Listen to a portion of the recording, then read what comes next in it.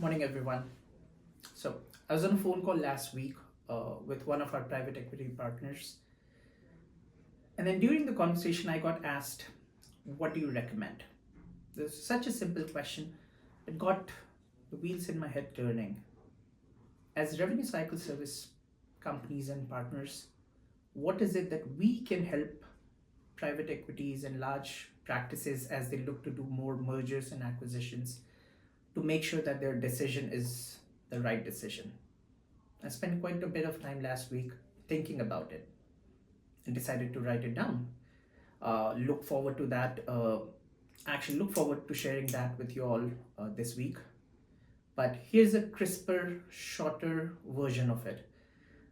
I've thought of three things that these groups and these private equity firms should consider as they make this decision.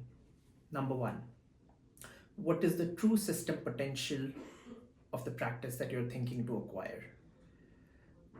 The practice may have $9 million in their open AR right now and may bring 4 million out of it. That does not mean that it will bring $4 million every single month. You have to look at your patient mix, you have to look at your payer mix, you have to look at your service mix, you have to see the entire patient journey to figure out what the true system potential is. You've got to cut through some of the noise. The practice may have some really old AR, really old data that's no longer serving any value. You may have 500 claims from date of service 2020, and I don't advocate writing them off all at once, but I do recommend carving out a project and dealing with them once and for all so that these 500 claims don't continue to skew up your metrics. Number one, understand your system potential. Number two, understand what are the truest representation of your practice's performance. Are KPIs important? Absolutely. Whatever will get tracked will get improved. But not all KPIs hold the same value for different kinds of setups. If you're a practice that has 50% personal injury cases, days in AR may not be the best representation of your revenue cycle performance. Right?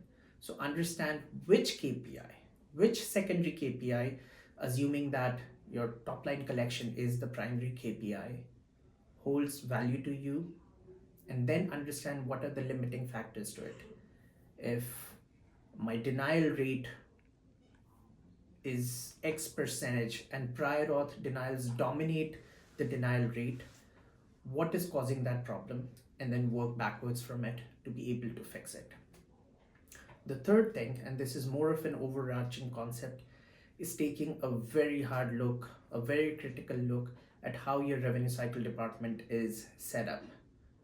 We've got to optimize cost in order to improve our bottom line performance, and we cannot afford to say no to technology and bringing in the right kind of partners.